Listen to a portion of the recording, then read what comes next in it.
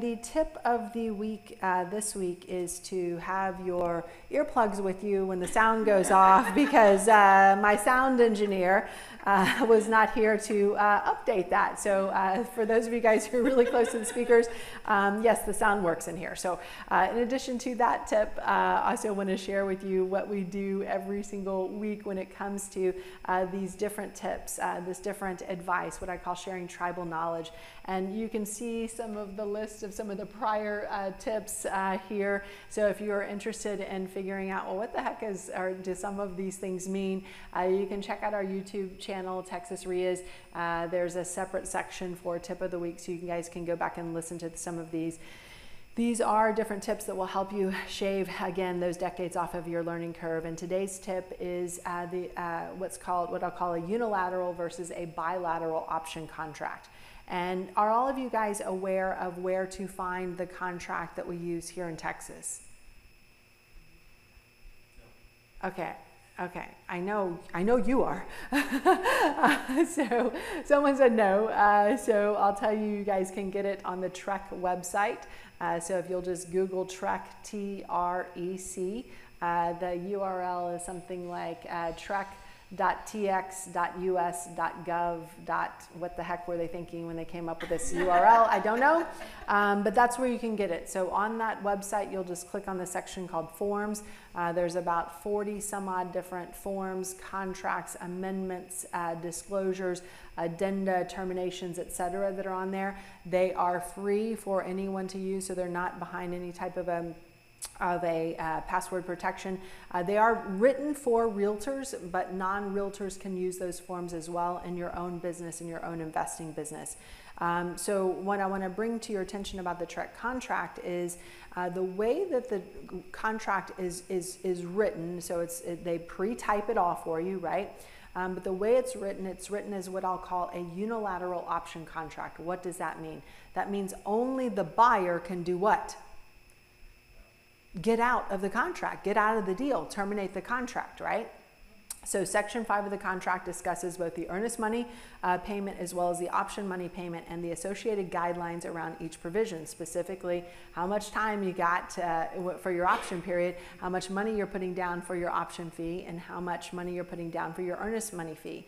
And again, the way that the TREC contract is written, pre-written for you, only the buyer can get out of the contract using their unrestricted right to terminate that contract during that time period that's listed there in Section 5. Now, this does assume one thing. This does assume that you, as the buyer, give the option money on time. And who are we giving the option money to now? The title company. It used to be the seller. So up until about, let's see, like less than 12 months ago, it used to be that, and for years prior to, we used to always be required to give the option money to the seller, the earnest money to the title company. Now, both the option and the earnest money go to the title company. So it assumes in order for you to have the option, you actually have to deliver that money, and you have to deliver it in a timely manner as well. So one of the things that I find is that for a lot of sellers, they do not want to do what? How many of you guys have talked to a seller, you made them your offer, it's a good offer, it's a strong offer, and what do they sometimes say? They sometimes say no. What else do they sometimes say? It's too low, they want more. What else do they sometimes say? Not now. I need to think about it. I need to think about it. And what does the investor do? Oh,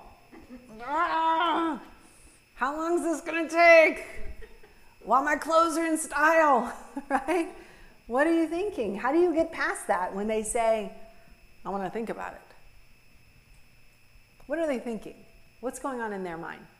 Who are our sellers? Are they motivated in some way? Are they typically facing foreclosure, right? Yeah? So they're thinking maybe I can get a better deal, right? They're thinking, well, Christina just knocked on my door. I didn't answer, but I saw her on the ring. But maybe somebody else will come by and, you know, maybe I'll be watering my grass and maybe like they'll get to talk to me. What else are they thinking? What is a homeowner who's on the foreclosure list thinking? They're thinking maybe I can save my house. They're thinking I don't want to sell, move, right? That's what they're really thinking. How do you get past that? How do you get past that? That's a pretty big objection. How do we get past that? What do we do? With this, Pat says with a story? Tell a story of what's going to happen. Tell a story of what's going to happen. So we call that story the atomic bomb.